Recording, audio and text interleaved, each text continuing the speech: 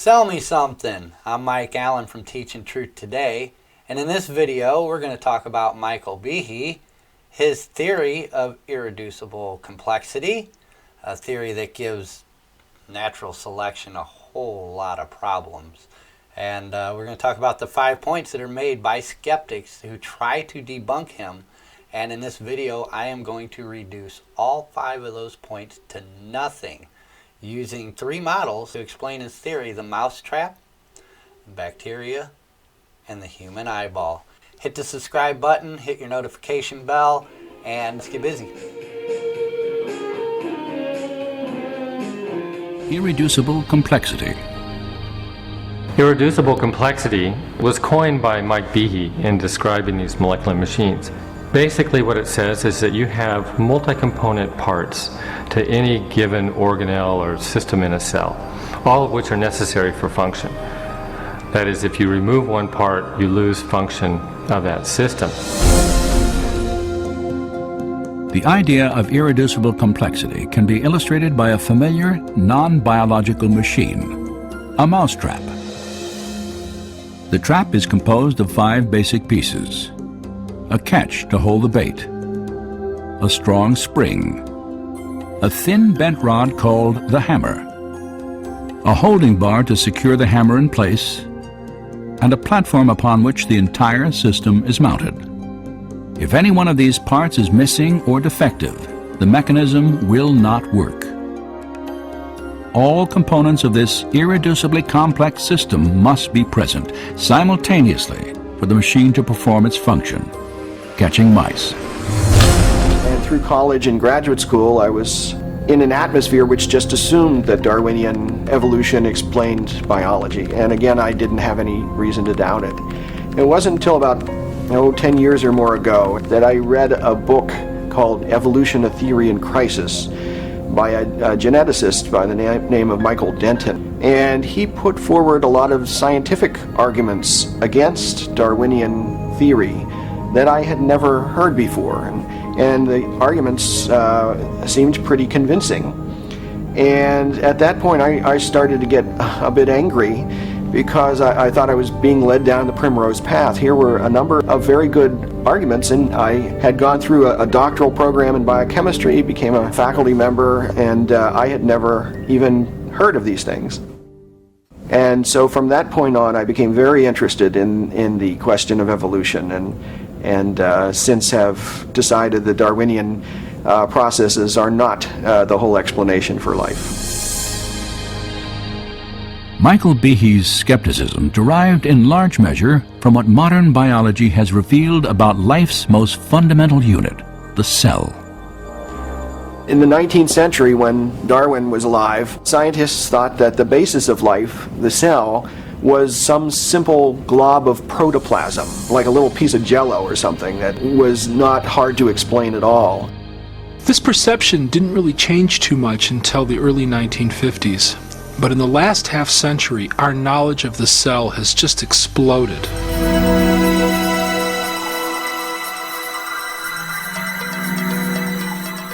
Today, powerful technologies reveal elaborate microscopic worlds.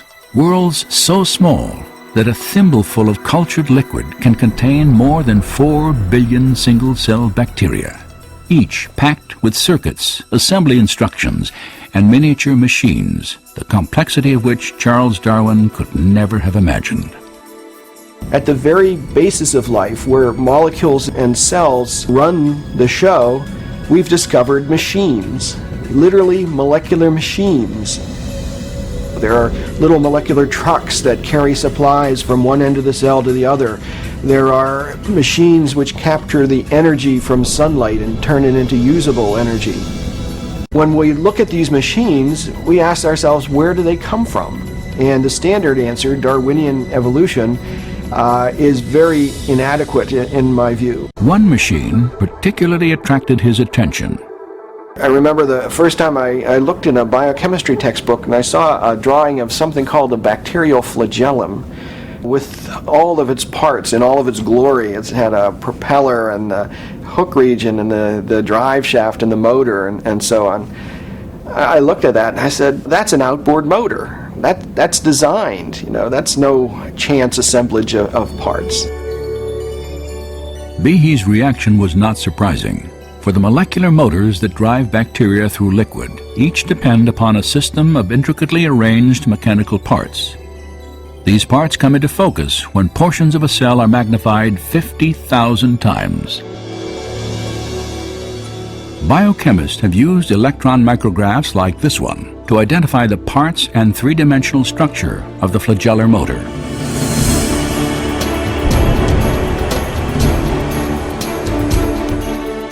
In the process, they have revealed a marvel of engineering on a miniaturized scale. All told, there are about 40 different protein parts which are necessary for this machine to work. And if any of those parts are missing, then either you get a flagellum that doesn't work because it's missing the hook or it's missing the drive shaft or whatever, or it doesn't even get built within the cell. In 1996, Michael Behe published a book titled Darwin's Black Box. In it, he argued that natural selection, Darwin's designer substitute, could not explain the origin of the bacterial flagellum or any other irreducibly complex biological system. Instead, Behe concluded that the integrated complexity of these systems pointed to intelligent design. Behe's critics insisted that he had underestimated the power of natural selection. They argued that the flagellar motor could have been constructed from parts used to build simpler molecular machines, like this needle-nose cellular pump. If the components of the pump already existed, they could have been preserved by natural selection even before the bacterial motor arose. This theory is called co-option. It's essentially saying that evolution or natural selection at some point was able to borrow components of one molecular machine and build a new machine with some of these components. The co-option argument doesn't explain this. You see, in order to construct that flagellar mechanism, or tens of thousands of other such mechanisms in the cell, you require other machines to regulate the assembly of these structures.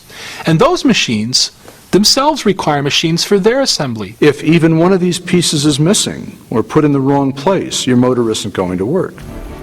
These machines, some of them are running at 100,000 RPMs and are hardwired into a signal transduction or sensory mechanism so that it's getting feedback from the environment. And even though they're spinning that fast, they can stop on a dime. It only takes a quarter turn for them to stop and shift directions and start spinning 100,000 RPM in the other direction. And just like outboard motors on motorboats, it has a large number of parts which are necessary for the motor to work. The bacterial flagellum, 2 gears, forward and reverse, water-cooled, proton motive force, it has a stator, it has a rotor, it has a U-joint, it has a drive shaft, it has a propeller, and they function as these parts of machines. It's not convenient that we give them these names. That's truly their function. Since its discovery, scientists have tried to understand how a rotary motor could have arisen through natural selection. As yet, they have failed to offer any detailed Darwinian explanation. In evolutionary terms, you have to be able to explain how you can build this system gradually. We know a lot about the bacterial flagellum. We still have a lot to learn, but we know a lot about it. And there's no explanation for how this complex molecular machine was ever produced by a Darwinian mechanism. These are all made in a precise sequence, just like you would build a building. To build a motor correctly requires a complex system of machines that coordinate the timing of the assembly instructions. But how could natural selection construct such a system? Okay, so the first of 3 skeptics we're going to take apart here is an atheist YouTuber named Rationality Rules is the channel. And so let's hear what he has to say.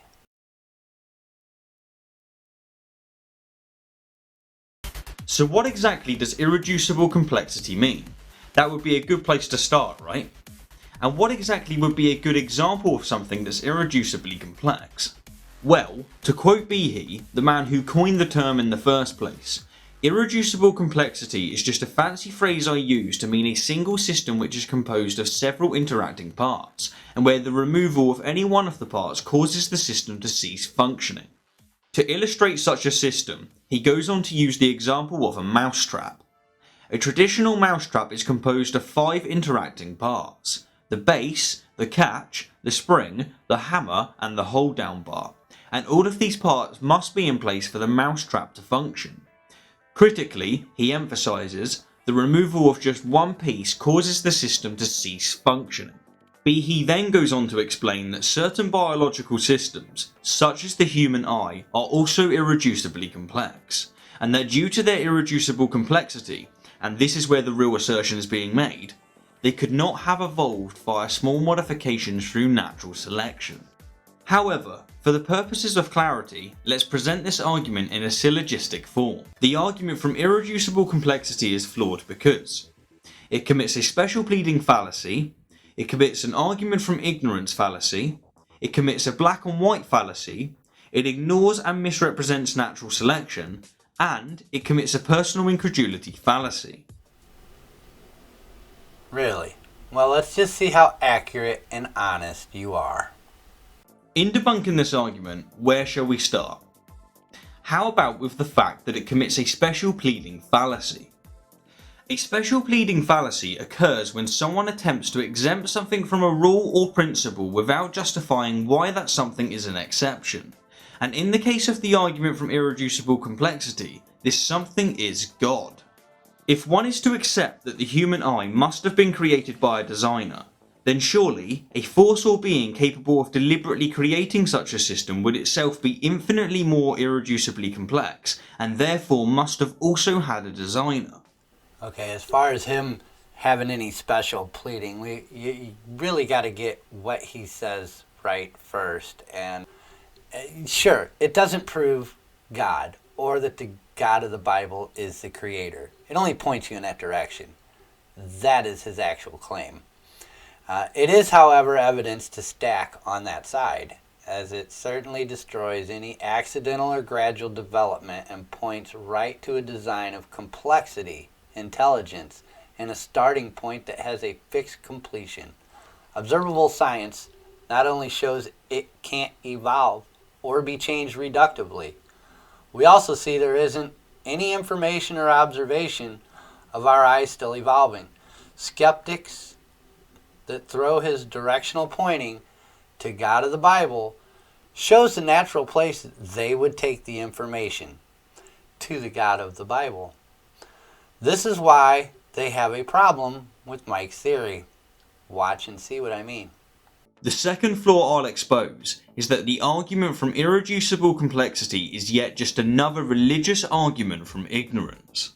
If we were to grant the assertion that certain biological systems could not have evolved via small modifications through natural selection, all this would do is discard natural selection as a potential answer.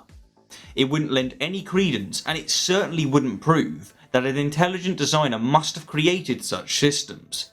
That's seriously not how logic works.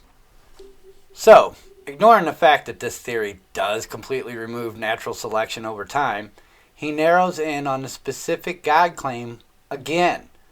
This doesn't prove God is the God of the Bible, but stacks more evidence for God and really starts putting the probability rate for an ultimate creator at a higher percentage by completely eliminating the other option. Logic is probability rates. Irreducible complexity, if true, not only opens up the possibility of God being the creator, but also makes it the most likely, most probable mathematical conclusion that you can come to. That is how logic works.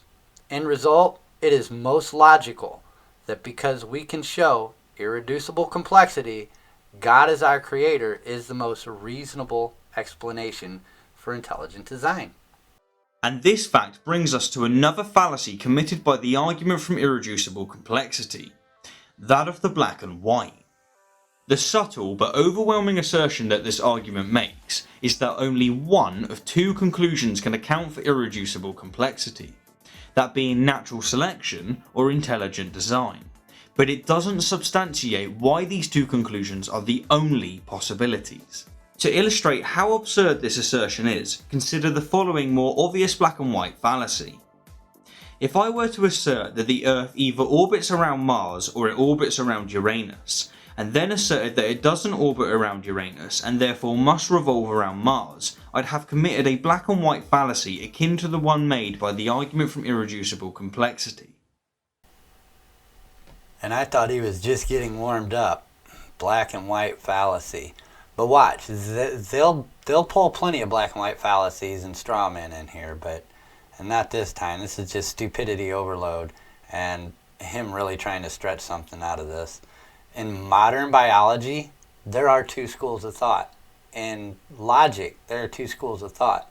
We are created by a designer, or we are not. I'm not really sure that reality allows for a third option here.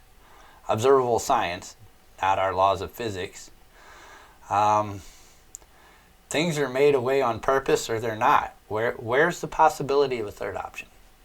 But let's now get to what is in my opinion the most irritating flaw that this argument commits. Like the vast majority of intelligent design arguments, it ignores and or misrepresents evolution by natural selection. Behe's assertion that natural selection cannot account for certain biological systems is flat out nonsense. If we take the eye alone, which is arguably the poster boy for irreducible complexity, we actually know a great deal about its evolution. The most basic of eyes are called eye spots, and they're found in even single-celled organisms such as Euglena. These eye spots are essentially photoreceptive proteins that can sense light and shadows but can't form an image. And while they might be crude, they nevertheless provide a massive advantage for detecting the lights of predators.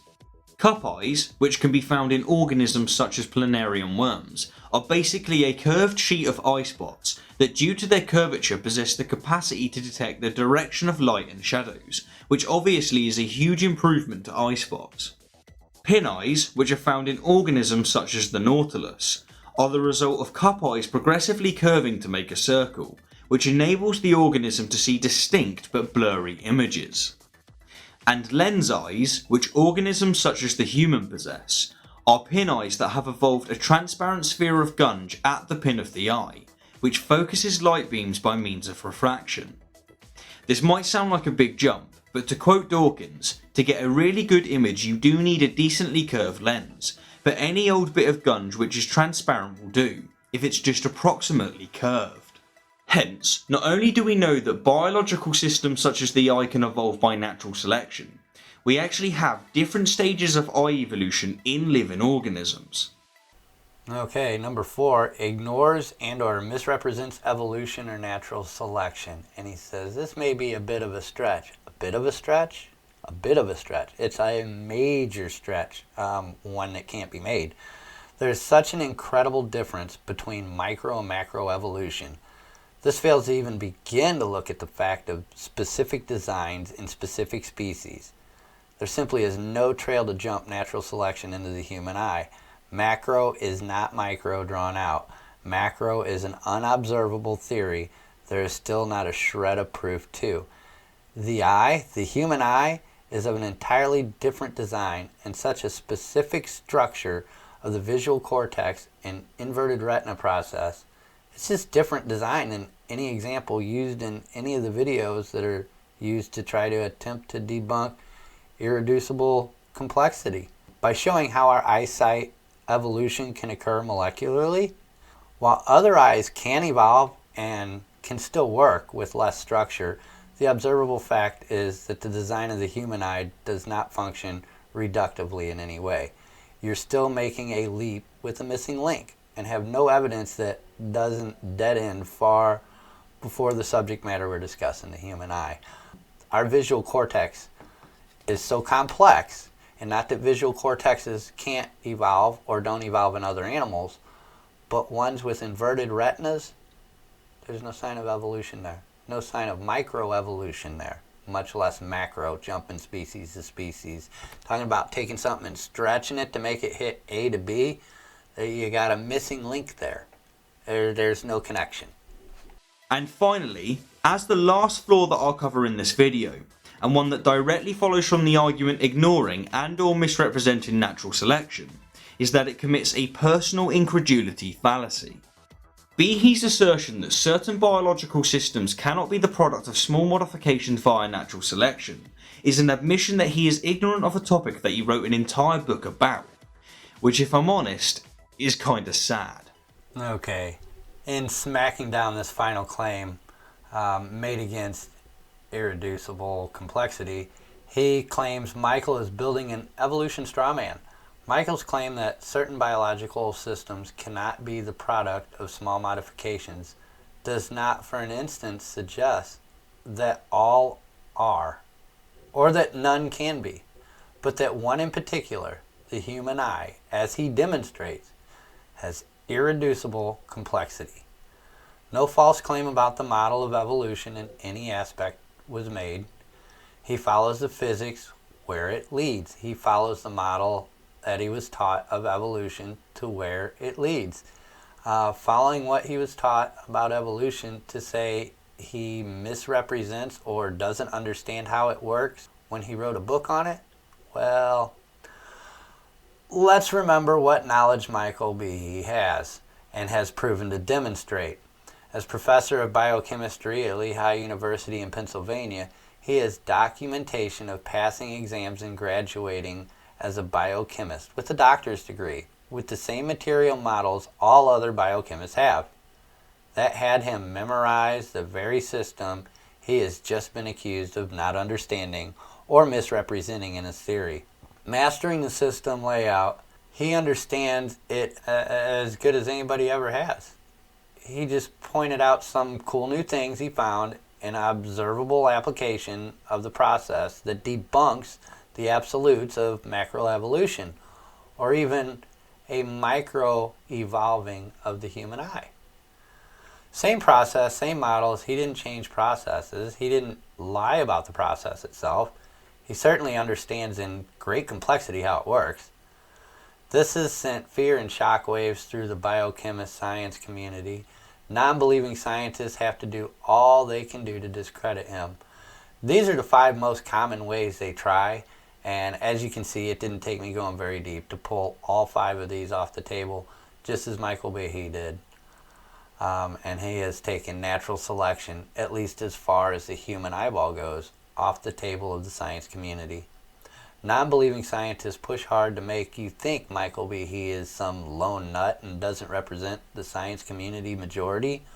Well, the science community in whole may not all agree with his theory of irreducible complexity, but they did release a statement about natural selections and the majority of biologists. We'll hear more from that from Dr. William Lane Craig here at the end of this video. A common tactic among those who try to discredit evolution is quote mining, deceptively editing or taking a quotation out of context so as to attribute the author with a different or even contrary view. Charles Darwin is often quoted as saying it's absurd in the highest degree that something as complex as the eye could be formed by natural selection. In fact, when we read the full passage in his Origin of Species from which this quote is mined, the point Darwin's making is that whether or not something seems absurd is not a valid guide in science. He explains that if intermediate stages of the eye can be found in nature, with each stage giving an advantage, as he says is certainly the case, then whether or not people find it hard to imagine them evolving by natural selection doesn't undermine the theory. Far from dismissing the concept of eyes gradually evolving as absurd, Darwin was saying it should not be dismissed on the grounds of seeming absurd because the physical evidence of intermediate stages already existed. He even goes on to discuss where such stages can be found in nature. So how could something as complex as the human eye have evolved gradually? Various natural scientists have given straightforward solutions to the problem. First, a patch of light-sensitive cells distinguishes light from dark. If these cells form a shallow cup, different cells will respond to different angles of incoming light, giving information about the direction of light and possible predators. As the cup deepens, this ability increases, and it begins to detect blurry images like a primitive pinhole camera. Next, mucus produced by the cells collects in a globule, bending and focusing light and improving on detail. Then the mucus hardens to form a lens, allowing an even clearer picture. While all this is happening, the eye can benefit from moving more freely in its surrounding structure, and putting the shape of the lens under muscle control increases focusing power. We can keep adding refinements until we reach an eye like our own. This shows how an eye can evolve without everything having to happen at once, with each step building the advantage to the animal. And there are examples in nature of eyes that closely match intermediate stages like these. Okay, here we go again.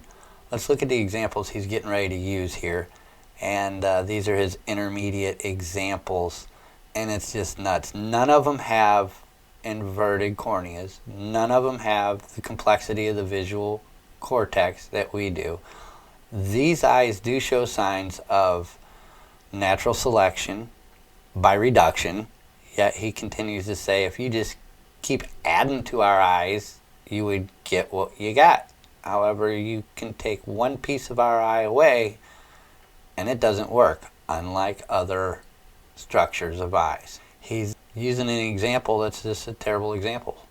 Watch. Simple animals with a light-sensitive patch, flatworms with eyes like the shallow cup, the nautilus with its pinhole camera eye, the octopus eye with its lens. Many kinds of eye have evolved, which isn't surprising given that light provides so much useful information, and nature provides abundant evidence that they're not too complex to have evolved gradually. Behe has famously likened such systems to a mousetrap, an object he says has 5 necessary parts, but his analogy and reasoning have many flaws. Firstly, this trap is not irreducibly complex. We can immediately remove the base and secure the other parts to the surface on which it was resting. Behe says this just swaps one base for another. Do you see what he just did there? Did you see that? Here we go again with the change in the mousetrap thing. Yeah, you can take one piece off and replace it with another piece that does the exact same thing. It doesn't make it not irreducibly complex. It's irreducibly complex because you still need a base. You still need all 5 parts. You can replace one part for another, but you still have to have all 5 parts. Some anti-evolutionists repeat an argument put forward by MichaelBehe's that biological systems showing irreducible complexity can't evolve gradually because any previous version that lacked a part would be by definition non-functional. By definition non-functional. So let's take a look back at the bacteria and their change and why they can't have taken any time to evolve. Certainly not in a macroevolutionary way. If they did evolve in a micro way, they had to do it in between meals. Because without the complexity of their system, if one piece is missing, if one piece changes, if one piece is gone, one piece is added, they can't eat. So whatever evolution happened to them had to happen in between meals. It's not a long period of time. Thirdly, it hardly challenges evolution if an object we all agree didn't evolve couldn't have evolved. And now the dishonesty becomes even clearer. It's dishonest. I believe this is the point he's trying to make to you. A system that can't evolve didn't evolve. Pretty simple. Why don't they get it? Let's take this dry stone arch. Remove any part and it collapses. This object does have irreducible complexity. But we can still reduce it part by following its construction in reverse. The stage before this wasn't 4 stones defying gravity, but 5 stones plus a support structure, in this case a curved piece of wood. And look what happens now. We can take the arch apart piece by piece until only the support is left, forming an arch by itself. We've solved the problem of how to reduce this irreducibly complex object in stages by first adding a part before taking away. And this illustrates a 4th point. Precursors to irreducibly complex systems don't have to lack parts. This too was covered earlier.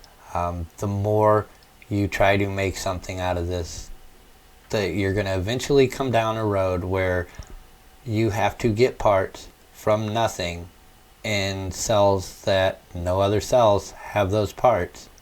We don't see this, we don't observe this in any animal, especially in this one, and so it's just not there. It's a nice idea, I guess, but again, the evolution would have had to take place in between meals. You build this structure from the inside out. You are counting the number of components in a ring structure or the stator, and once that's assembled, there's feedback that says, okay, no more of that component now a rod is added, a ring is added, another rod is added, U-joint's added. Once the U-joint's at a certain size and a certain degree of bend, about a quarter turn, that's shut off, and then you start adding components for the propeller. But even if you concede that you have all the parts necessary to build one of these machines, that's only part of the problem. Maybe even more complex, I think more complex, is the assembly instructions. That is never addressed by opponents of the irreducible complexity argument. Studies of the bacterial motor have indeed revealed an even deeper level of complexity, for its construction not only requires specific parts, but also a precise sequence of assembly. You've got to make things at the right time. You've got to make the right number of components. You've got to assemble them in a sequential manner. You've got to be able to tell if you've assembled it properly so that you don't waste energy building a structure that's not going to be functional. Even systems that are irreducibly complex can and do arise gradually through a combination of addition, subtraction, change of parts, and or change of the function of parts. Behe's argument ignores 3 of these options and is therefore invalid. Now we're being extremely dishonest again, and we're kind of straw-manning Behe's theory there to describe another system that's outside of his theory, that isn't a part of his theory, is not describing his theory. That's like, I drive a Ford F-150 truck, and if you were to try and prove that I don't drive a Ford F-150 truck, you can't show somebody else's vehicle that's not mine, that's not a Ford, and say, see, he doesn't have a Ford truck. He's got this Saturn. That Saturn's not my car. The F-150 is. But even if there was only addition, the argument is still wrong, because we can remove components from an irreducibly complex system and still be left with functional parts. Parts with secondary functions that benefit the organism in other ways. And if there's secondary parts that are functional for other purposes in the system, and the system is fine without the pieces that you've taken away, you don't have irreducible complexity. It's not what we see in the eyeball, it's not what we see in the bacteria, that's not what we see in the mousetrap. But could Darwin's small, favorable variations have produced a bacterial flagellum? Some scientists doubt the possibility. How could something new, like a bacterioflagellar motor and all of the components that go with it, how could it develop out of a population of bacteria that don't have that system? When each change, according to Darwin's theory, has to provide some kind of advantage. Imagine such a scenario early in the Earth's history. An evolving bacterium somehow develops a tail and perhaps even the pieces necessary to attach it to the cell wall. Yet without a complete motor assembly, this innovation would provide no advantage to the cell. Instead, the tail would lie immobile and useless, invisible to natural selection, which by definition can only favor changes that aid survival. The logic of natural selection is very demanding. Unless the flagellum mechanism is completely assembled and actually works, natural selection simply cannot preserve it. It cannot be passed on to the next generation. The important thing to realize about natural selection is it selects only for a functional advantage. In most cases, natural selection actually eliminates things that have no function or that have a function that harms the organism. So if you had a bacterium with a tail that didn't function as a flagellum, chances are natural selection would eliminate it. The only way you can select for a flagellum is if you have a flagellum that works, and that means you have to have all the pieces of the motor in place to begin with. So natural selection can't get you the bacterial flagellum. It can only work after the flagellum is there and operating.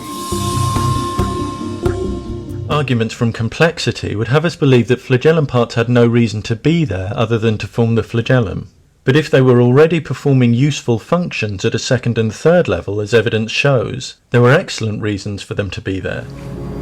Scott Minnich has studied the flagellar motor for nearly 20 years. His research has led him to challenge the co-option argument.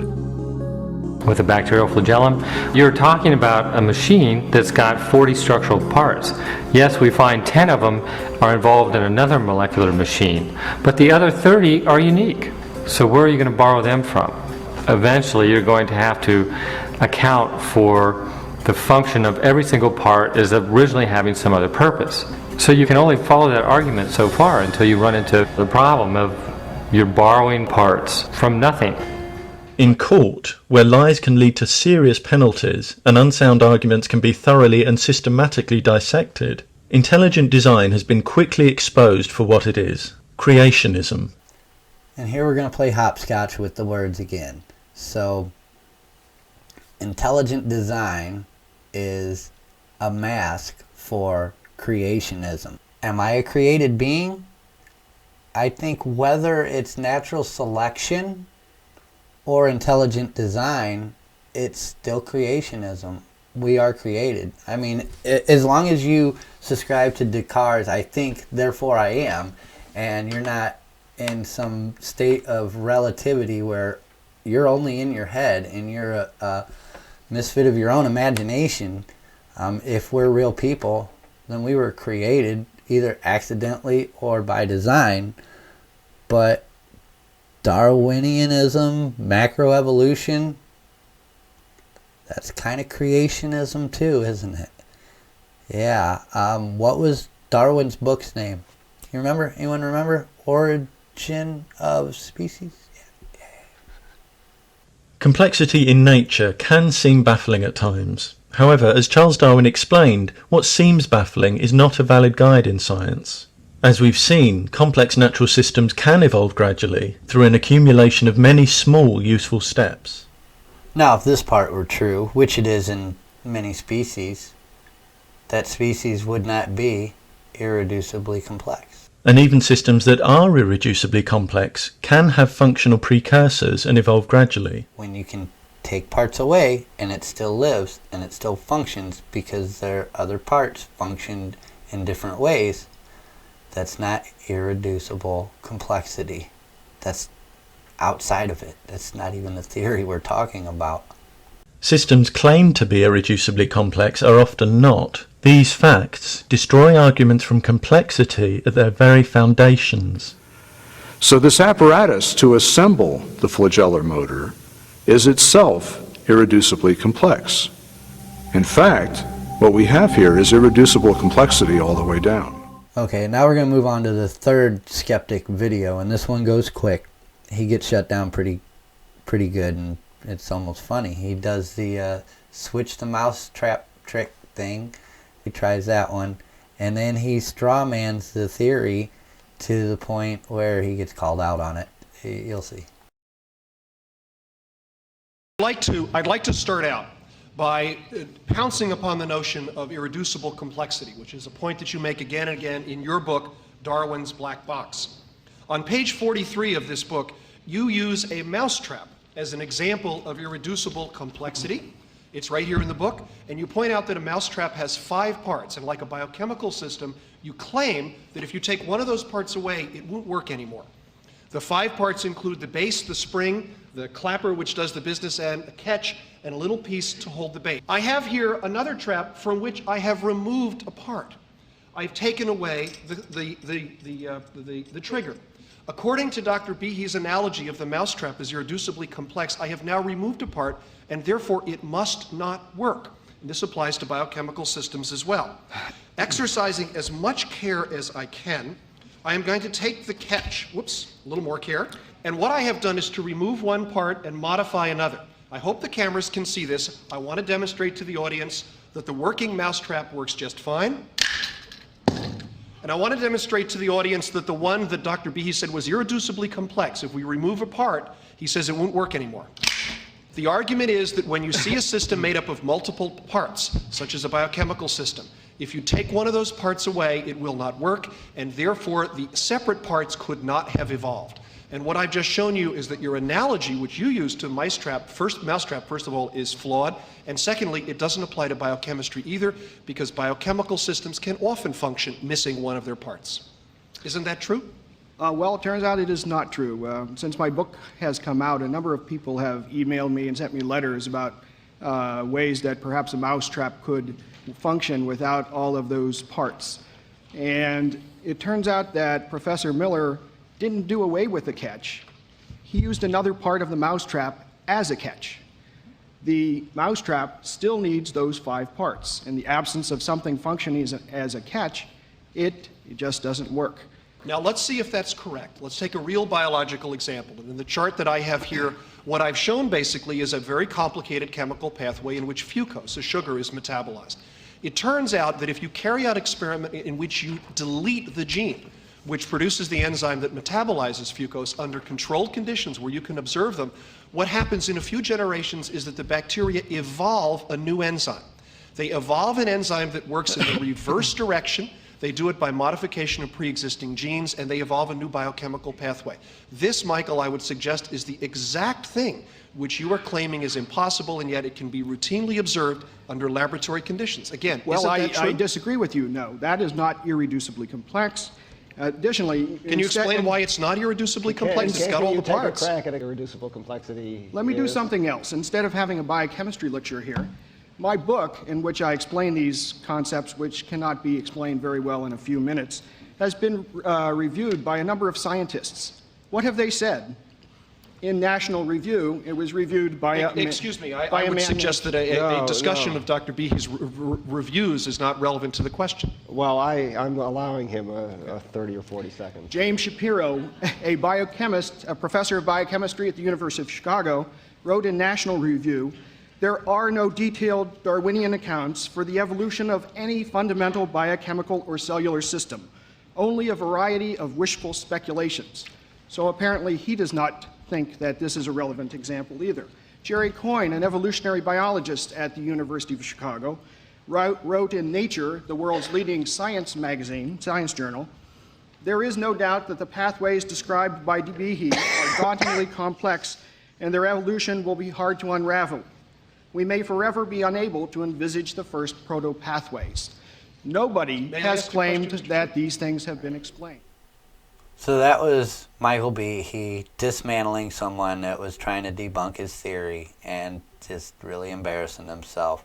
Now this next part of the video is more modern, as the other parts were a little older. And this is more Michael Behe today. And let him get into depth about his theory. In fact, this log is currently being decomposed by tiny fungi that are vastly more complex than this drone. I'm Mike Behe. Welcome to the unseen world of organic micro-machines. Every living thing in the world is made of cells. Microbes are single-celled organisms. Advanced life forms have trillions of cells. Inside a cell is a bustling operation of interconnected molecular machinery so sophisticated it would put any modern high-tech factory to shame. This intricate machinery is what gives the cell its remarkable abilities to process energy, execute genetic instructions, and replicate, all with unbelievable efficiency. I'm a biochemist, a scientist who studies the molecules of life. There's never been a more exciting time to be a life scientist. This is a golden age of discovery in molecular biology.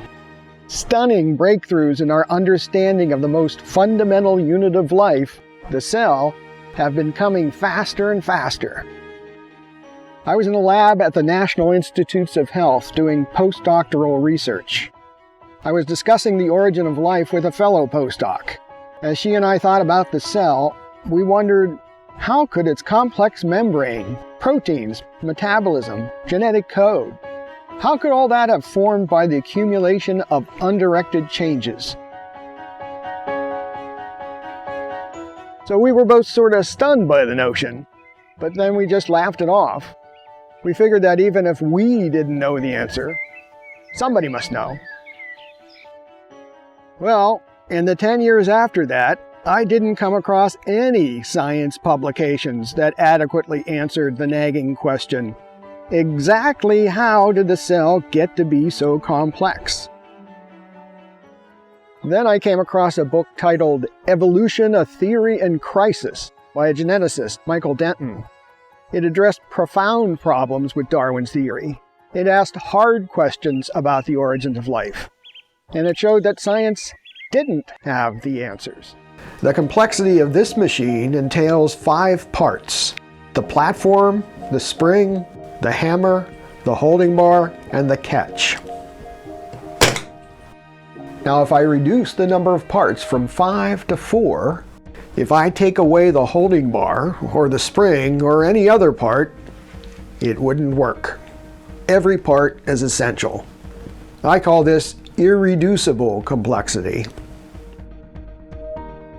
So does this apply to biology too? Do we have examples of irreducible complexity in life? Try this one.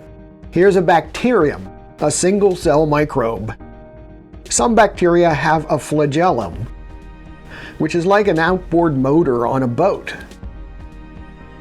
It rotates to propel bacteria through liquid, and it's necessary for their survival in order to swim to search for food. A flagellum has a number of parts: a drive shaft, a universal joint, a rotor, bushings, stator, even a clutch and braking system. The motor of the flagellum has been clocked at 100,000 revolutions per minute. And as with the mousetrap, removing even one component of this elegant machine destroys its function and renders the bacterium, shall we say, dead in the water. Could it have been developed blindly, in stages? Let's say in the distant past, the bacteria first gained a drive shaft. Later on, a rotor. Then a stator, and then the rest. Then the parts got in sync as a high-performance engine. The theory of evolution tells us that given enough time, any organic structure we see today, no matter how complex, could have slowly and fully developed by random, unguided forces. We don't typically ponder the elegance of bugs, especially the annoying ones. But scientists and engineers have come to realize they are actually mechanical marvels. Nothing we humans have ever built even comes close. In fact, a growing field of engineering called biomimetics is making breakthroughs by mimicking biology. For example, studying the eyes of flies led to the development of advanced optical sensors. The physics of dragonfly wings allowed increased efficiency of wind turbines. Cockroach mechanics paved the way for increased agility in robots. A honeybee algorithm helped to optimize the internet. And the tiny plant hopper is helping scientists to maximize the strength and rotation of gears. We can see fascinating evolutionary changes in species, but modern science now knows something that Darwin didn't know: that the changes in a species that we can see are driven by molecular changes in genes and DNA that we can't see, at least not with our eyes. Now for a few $64,000 questions. What precisely are those helpful mutations in DNA? How exactly do genes change? If brown bears can give rise to polar bears, does that mean we'll see future genetic changes making new species? Will we humans mutate into superpowered X-Men? Dogs are easily one of the most diverse species on Earth.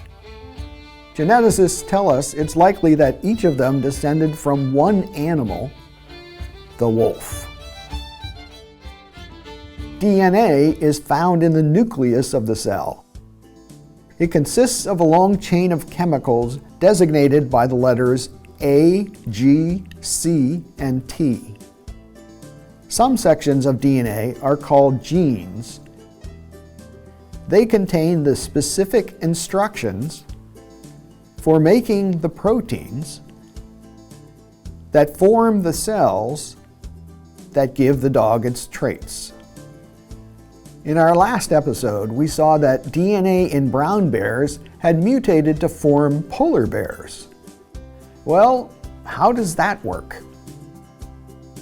A mutation in a gene occurs when there's a change in its sequence. Often this results in breaking one of the instructions for forming the animal. In this case, the mutation was in the specific gene that determines fur color.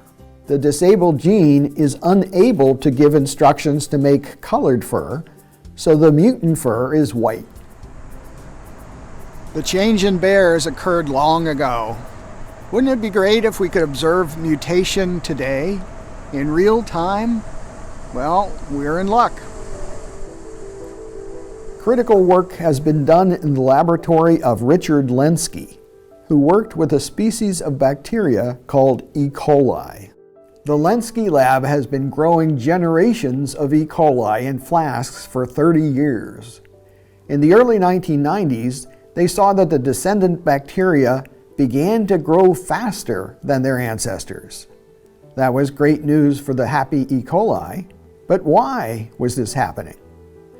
A decade later, they were able to determine the mutation that caused it. What they found was that a certain gene in the E. coli had been destroyed. Losing that gene ended up helping the bugs grow faster. Then they looked at a dozen other helpful mutant genes in the E. coli and saw that they too had been broken.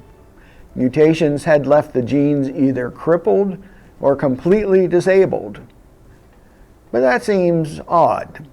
How can breaking a gene help the organism? So breaking genes can help E. coli adapt to a lab environment, and broken genes help the polar bear adapt to the Arctic. How about our dog friends? In just the past 20 years, scientists have actually discovered many mutations responsible for traits of breeds. And again, the mutations don't construct new genes. Most of them break or damage pre-existing genes. For example, increased muscle mass in some breeds derives from degradation of a myostatin gene. We also know what mutations caused a yellow coat, short tails, even the lovable friendliness of dogs towards humans compared to less friendly wolves.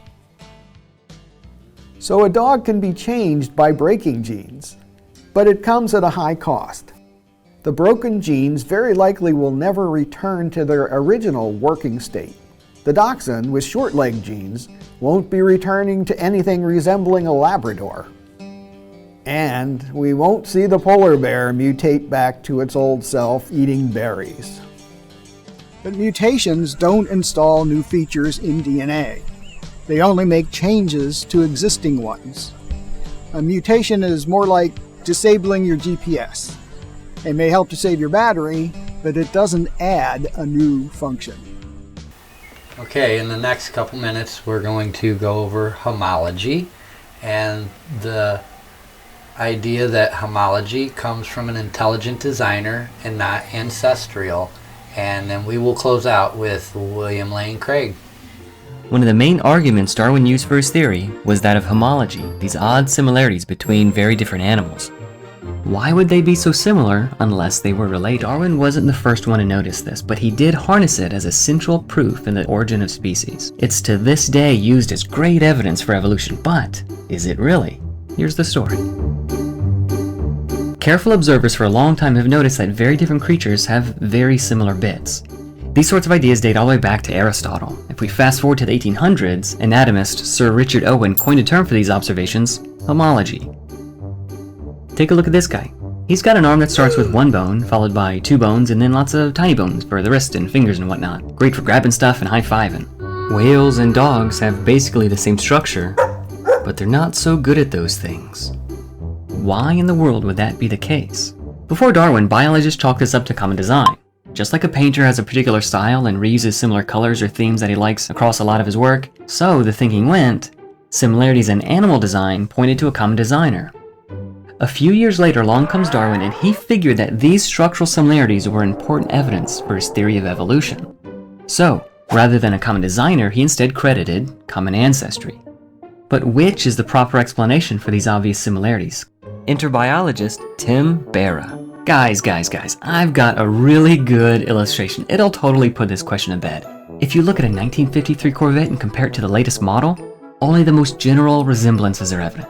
But if you compare 53 and 54 side by side, and so on, the descent with modification is overwhelmingly obvious. The evidence is so solid and comprehensive that it can't be denied by reasonable people.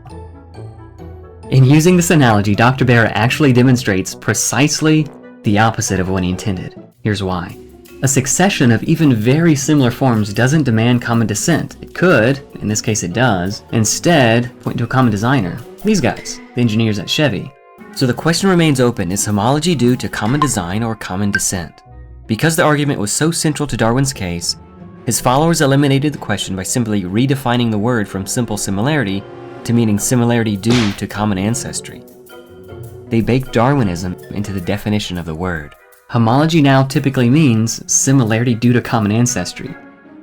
It's a clever way to end an argument if you can get away with it, but for anybody paying attention, it's a baldly circular one. Common ancestry because common ancestry. We got a flag on the play, circular reasoning, illegal use of logic, 5-yard penalty, repeat the 4th grade. The circular argumentation is still regularly used in high school, even college level textbooks, and many a YouTube video. The surprising thing is that many otherwise very smart people didn't realize this. However, more and more people are seeing the problem for what it is. Other attempts were made to escape the circularity, but they had to give up on homology as evidence. And instead, they looked to other lines of evidence for common ancestry, namely DNA. Molecular evidence, as it turns out, does very little to support homology. So, homology can't be used as evidence for evolution because it assumes the very thing it's trying to prove. And when biologists try to fix it by pointing to DNA or other areas, it only further undermines the case. Now, to be fair, doing away with homology doesn't necessarily disprove Darwinism, but it is illustrative of the kind of lazy thinking that's common among many Darwinists. All homology proves is that scientists are just like everyone else, people, and we can be uncritical of things that we want to believe. And we close out with an application part, and it has to do with education and taking this to the education system. We're closing out with William Lane Craig. Right before he comes on, though, as one of the skeptics that we were covering, and it's funny, listen to what he says. He accuses creationists of doing the exact thing we just witnessed evolutionists do. History is littered with examples of scientific facts being fought and denied by those threatened by knowledge and curiosity about our universe. But when people, not content with squandering their own opportunities for education, feel driven to sabotage the education of others, that is inexcusable. This reminds you of No Intelligence Allowed, the Ben Stein movie. It's exactly his point of what evolutionists are doing to the education system. But the science community, they're not 100% behind that. Here's William Lane Craig to explain. To really protect education from creationism's inroads, it has to be marginalized, not just scientifically and legally, but theologically. The atheists among us cannot do that. The voices of other evolutionists need to be heard. There are many such voices out there. Let's start putting them front and center.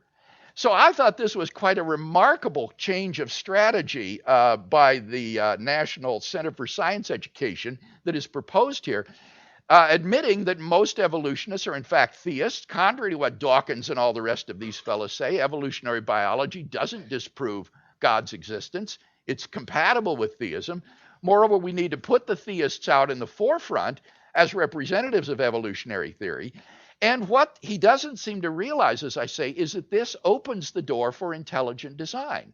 Because most of your intelligent design advocates, like Dembski, Behe, and others, admit that theistic evolution is compatible with intelligent design, that you can make an inference to a designer of the universe as the best explanation of biological complexity, all along with granting the common descent from primordial ancestors. So it's very interesting to see how this strategy, I think, will play itself out, and whether or not, in fact, these folks really do prove open-minded enough to allow intelligent design advocates to be part of this public face that they want to have. 150 years ago, scientists did not know about irreducibly complex molecular machines. Yet Charles Darwin anticipated the difficulty that systems such as these could pose to his theory. If it could be demonstrated that any complex organ existed which could not possibly have been formed by numerous successive slight modifications, my theory would absolutely break down.